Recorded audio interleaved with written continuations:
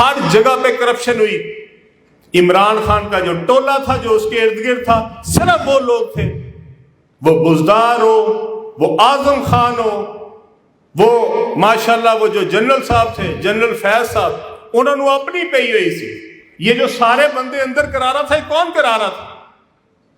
General فیض نے کرایا مجھے اندر. جنرل فیض نے پرچے کرائے جہانگیر پہ. جنرل فیض نے انکوائریاں کروائی نیب کی عامر کیانی کے خلاف. کیوں کروائی؟ کیونکہ وہ بھائی صاحب آرمی چیف بننا چاہتے تھے, ان کو اپنی پڑی ہوئی تھی.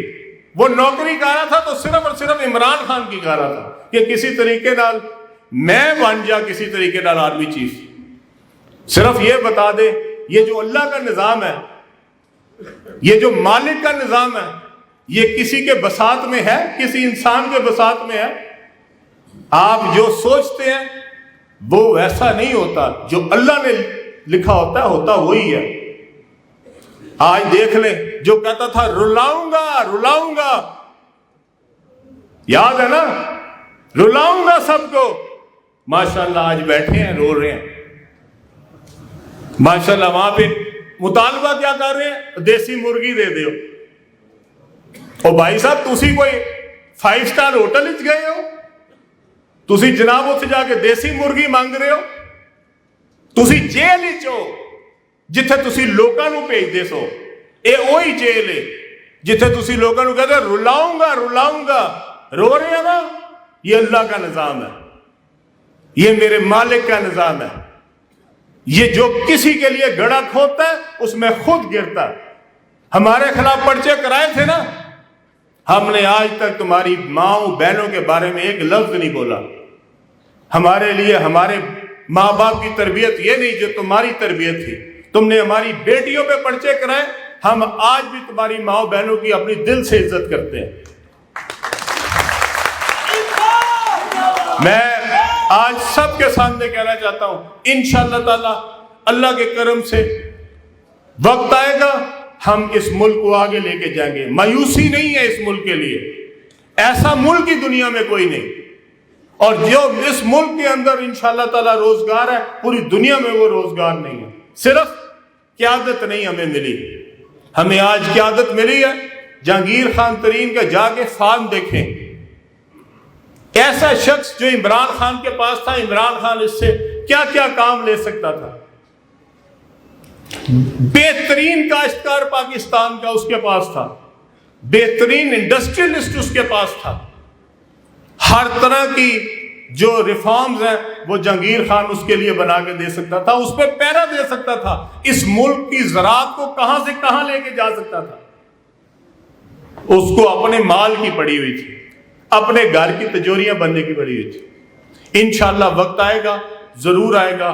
غلام سرور خان صاحب, آپ کے آج آنے سے ہمیں بڑی تقویت ملی ہے, آج ہمیں بڑی حوصلہ ملا ہے. اور انشاءاللہ تعالی آپ دیکھیں گے کہ انشاءاللہ بہت سارے دوست جو ہیں آپ کو آئندہ آنے والے دنوں میں اس طرح کے تگڑے دوست, اس طرح کے مخلص دوست انشاءاللہ تعالی ہماری پارٹی میں شامل ہوں گے انشاءاللہ تعالی.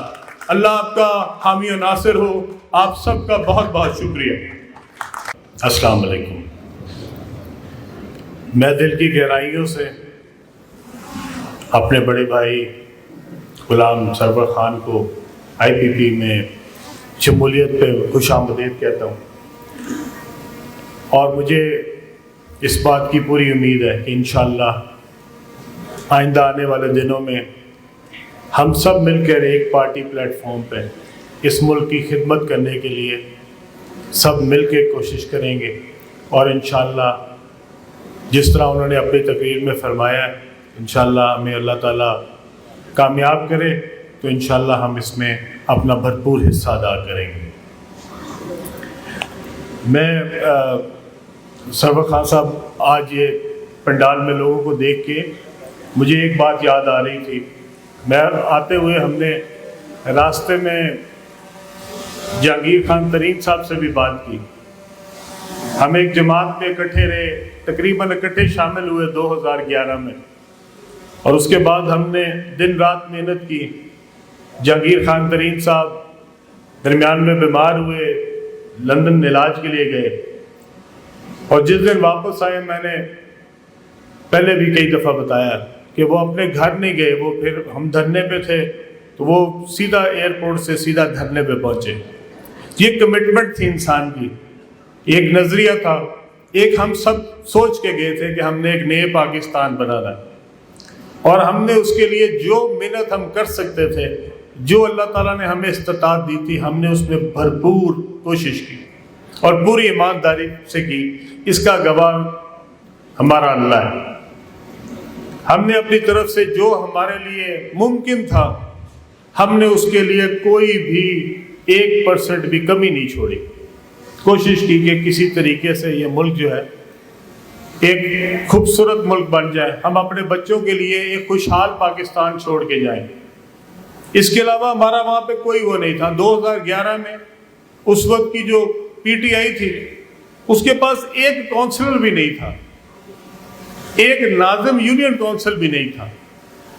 تو ہمارا وہاں پہ کیا ہماری کوئی ایسا کوئی لالچ ہمیں نہیں ہو سکتا تھا؟ ہم اس سے پہلے وزیر بن چکے تھے، ہم سب وزیر رہ چکے تھے اس سے پہلے، لیکن ہمارا ایک جذبہ تھا کہ ہم نے یہ روایتی سیاست سے اپنے آپ کو علیحدہ کر کے ایک نئے پاکستان کی طرف جانا ہے۔ ایک ایسی تعبیر دیکھی جس کے لیے ہم سارے جو ہے وہ اس کے پیچھے چل پڑے۔ افسوس اس بات کا ہے کہ نہ صرف یہ کہ انہوں نے ہمارے ساتھ تو جو کیا سو کیا۔ آج جب میں یہ دوستوں کو دیکھتا ہوں خان صاحب، تو مجھے یاد آتا ہے کہ اس وقت کے لیڈر میں صرف ایک کمی تھی، وہ کسی کے ساتھ بھی مخلص نہیں تھا، وہ کسی کے ساتھ بھی مخلص نہیں تھا۔ دوست تو بڑی دور کی بات ہے، وہ اپنی اولاد کے ساتھ بھی مخلص نہیں تھا۔ جو شخص اپنے، یہ سارے ماشاءاللہ صاحب اولاد بیٹھے ہیں، کوئی شخص ایسا ہو سکتا ہے جو 3.5 سال تک بطور وزیر اعظم اپنی اولاد کو نہ ملے، بطور وزیر اعظم حلف اٹھاتے ہوئے اپنے بچوں کو آنے سے منع کر دے، اور اگلے 3.5 سال تک اس کے بچے، اس کے بیٹے اس کو نہ ملے؟ کوئی ایسا شخص ہو سکتا؟ 3.5 سال اس نے اپنے بچوں کی شکل نہیں دیکھی، جتنی دیر وہ وزیر اعظم رہا۔ ہاں، جب اس کے بعد وہ پھر لیٹ گیا تو پھر بچے کو بلا لیا۔ تو جو بندہ اپنی اولاد کا نہیں ہے، اس نے ہمارا کیا ہونا تھا؟ جہانگیر خان کا کیا ہونا تھا؟ سرور خان کا کیا ہونا تھا؟ ہم نے سب نے اس کے لیے دن رات محنت کی۔ اس کو جب موقع ملا ہر ایک کے خلاف کوئی نہ کوئی کارروائی ضرور کی۔